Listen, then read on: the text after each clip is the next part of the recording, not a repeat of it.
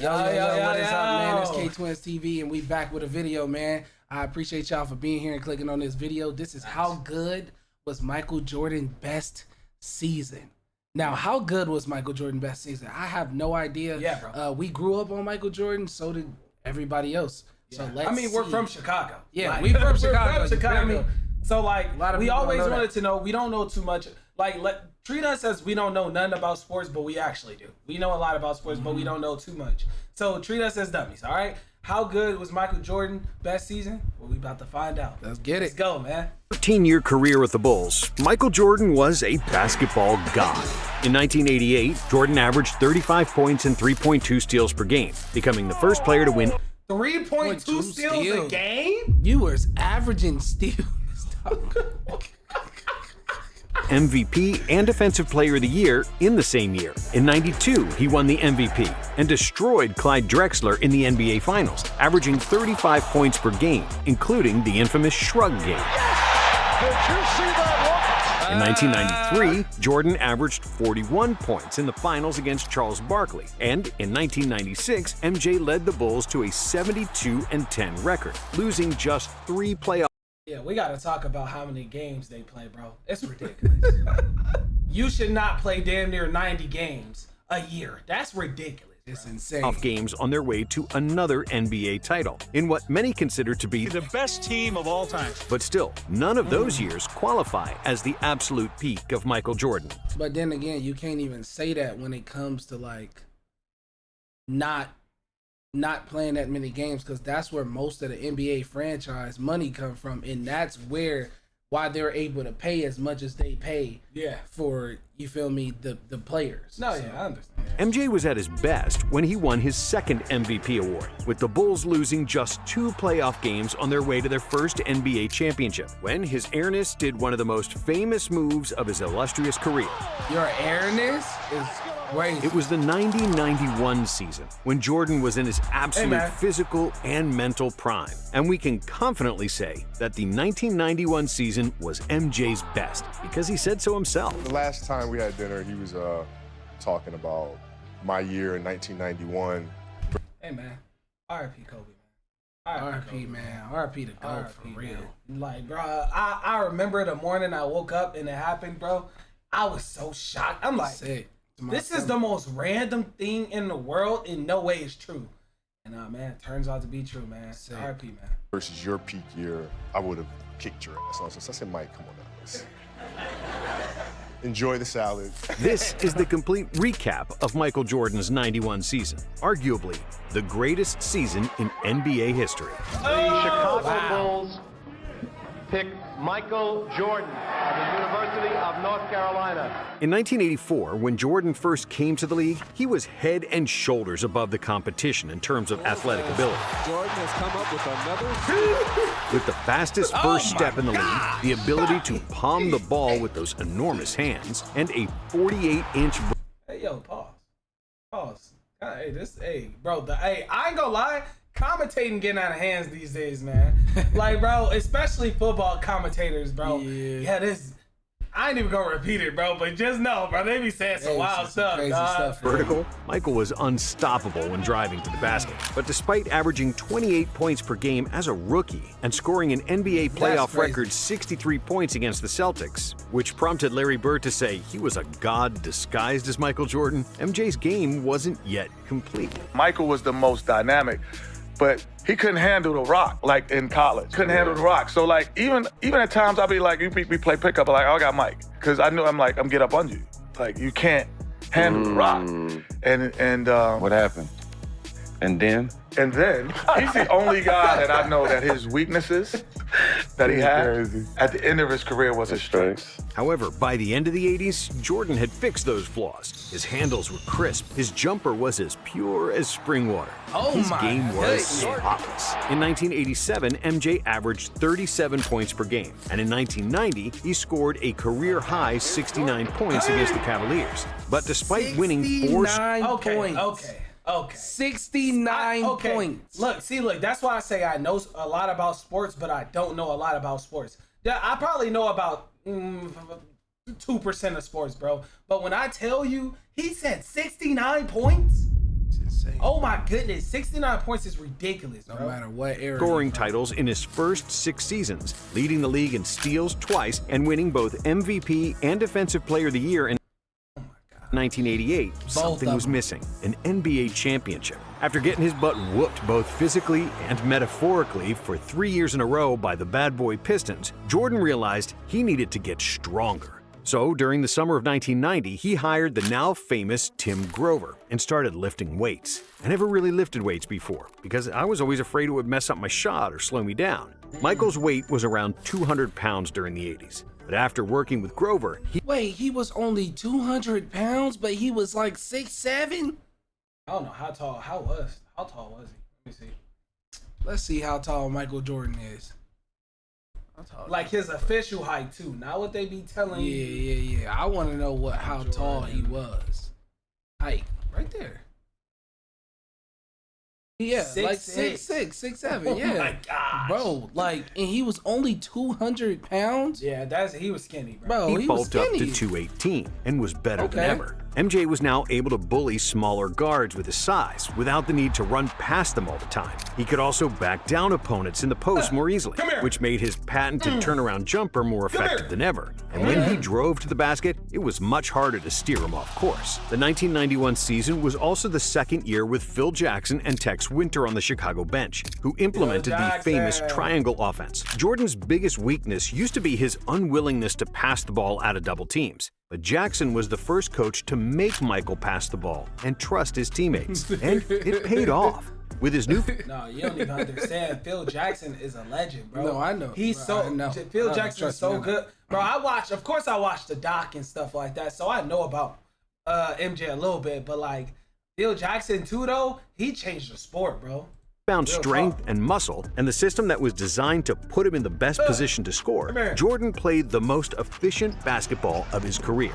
Even though his scoring average dipped from 33.6 points per game to 31.5, he shot a career-high 53.9% from the field, with a career low in turnovers, just 2.5 per game. Michael won another scoring title, while also averaging 6 rebounds, 5.5 assists, and 2.7 steals per game, winning his second MVP award, while being named to the All-NBA First Team and All-Defensive First Team. The Bulls finished the season with 61 wins, which led the East and was also a franchise record. Chicago had the best offense in the league and the 7th best defense, at the time the 4th best mark in NBA history.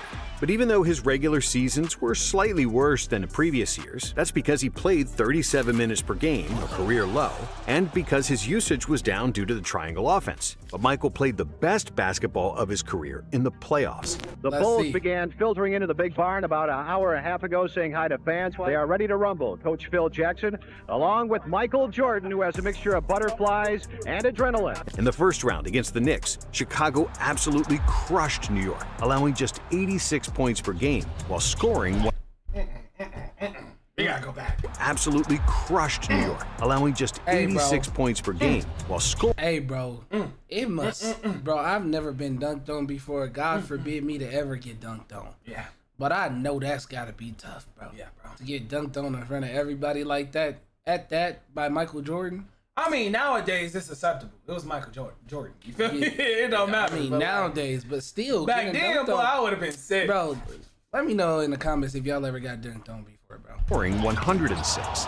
It was a clean sweep. Not one game was close, as Jordan led all scorers with 29 points per game while shooting a lights-out 53% from the field, 50% from three, and 96% on free throws.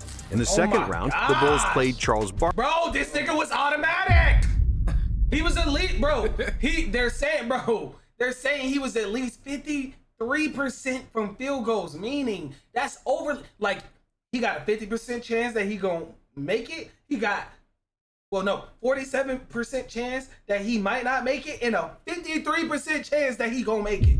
Bro, no way, bro. That's overly good, especially playing that triangle defense. Oh my god. Oh yeah, bro. Sure. I can imagine it. Maybe if he wasn't playing that defense, how much, or that offense, how much he would have. Oh, bro, no, they wouldn't be able to. From three and 96% on free throws. See, we just talking though. We don't know shit though. But no. Really, listen though. What is it called, Kendrick?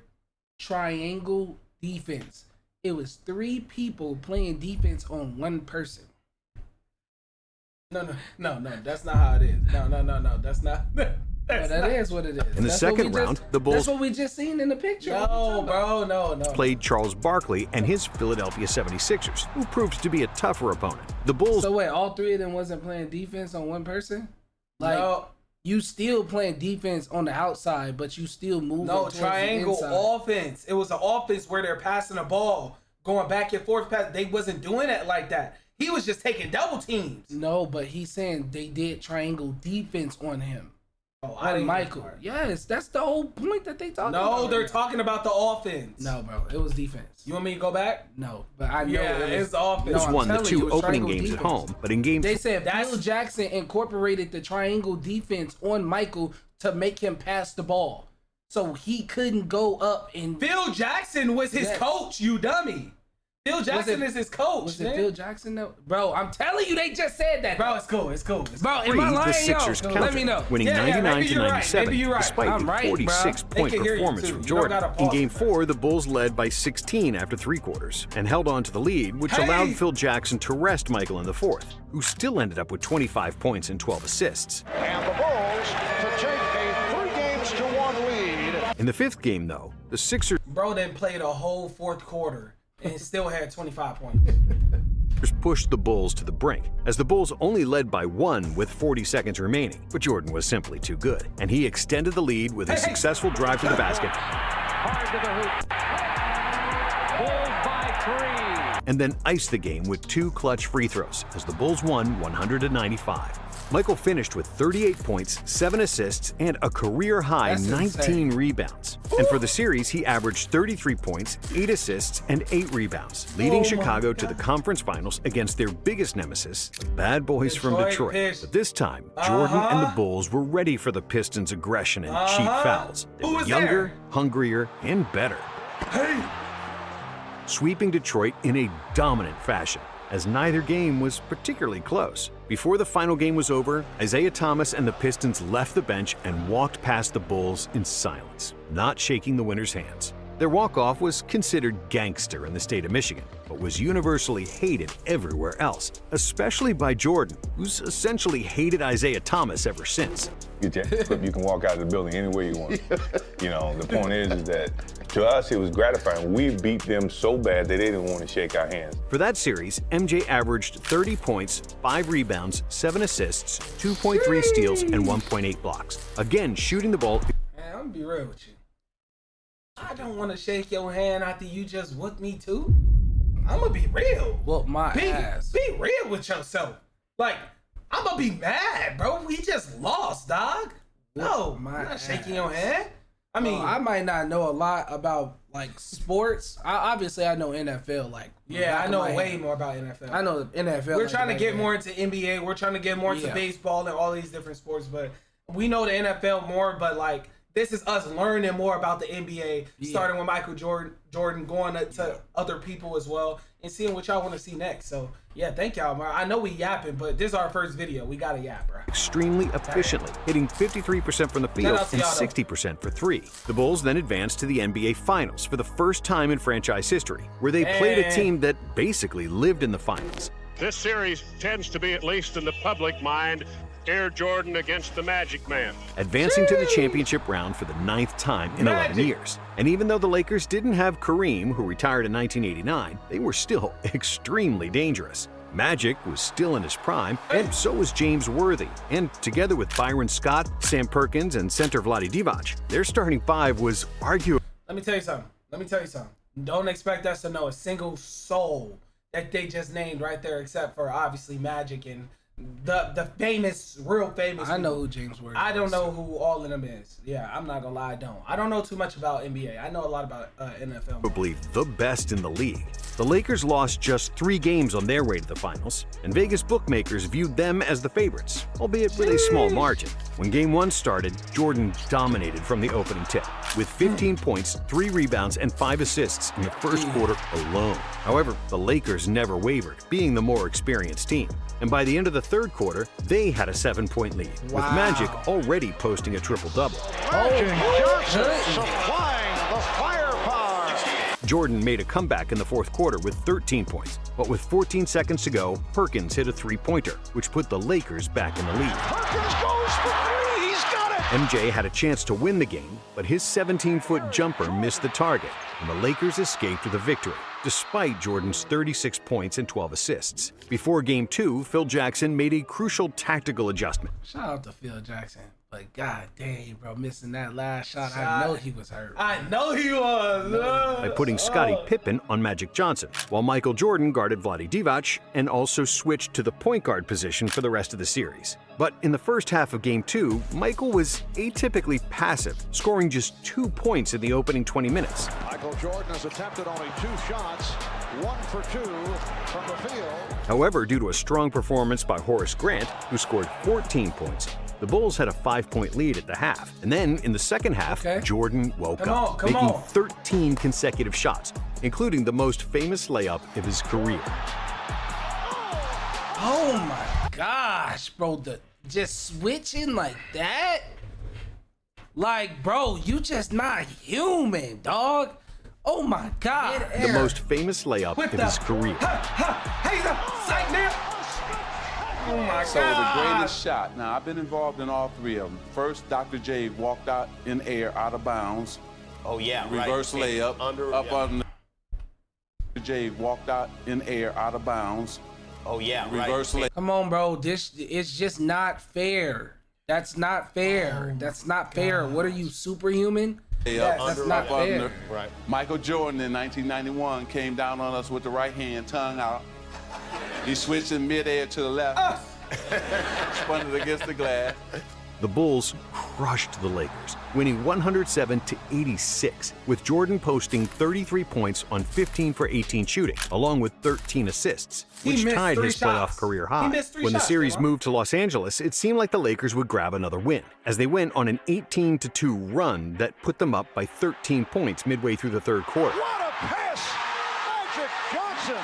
But the Bulls bounced back, and with 14 seconds to go, MJ hit a mid... Boy, MJ being on your team telling you to lock in is a different type of lock in. Facts. range jumper to tie the game and force overtime. Here's Jordan on the pull-up.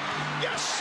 And the game is tied! And in the extra time, Michael outscored the Lakers by himself. The spin by Jordan and hits on the reverse. As the Bulls won 104-96, with Jordan posting 29 points and 9 assists. In Game 4, the Bulls grabbed the lead early, leading by 16 after 3 quarters. After 3, the Bulls by 16 over the Lakers. To add injury to insult, the Lakers lost both James Worthy and Byron Scott, who left the game, which made the Bulls' job easier, and they won by 15, with Jordan once again dishing 13 assists along with 28 points. And even though the Lakers put up a great fight in Game 5, they couldn't beat the Bulls without Worthy and Scott. And Chicago closed out the series with a 108-101 victory. Jordan was... So do y'all think that they would have won if they was in? If they wasn't injured? Do you think Jordan was still y'all think he would have still won this game? I feel like he would have stepped up his game a lot more. Yeah, me too. Finally, a champion, also winning the Finals MVP. Michael Jordan is the unanimous MVP. He got all 11 votes. Averaging 31.2 points, 6.6 rebounds, 11.4 assists, 2.8 steals, and 1.4 blocks. He made 56% of his shots, including 50% for 3 and 85% from the free throw line. It was the most complete series of his career. And MJ proved that he wasn't just a scorer, dominating both as a finisher and as a passer, while simultaneously playing world-class defense.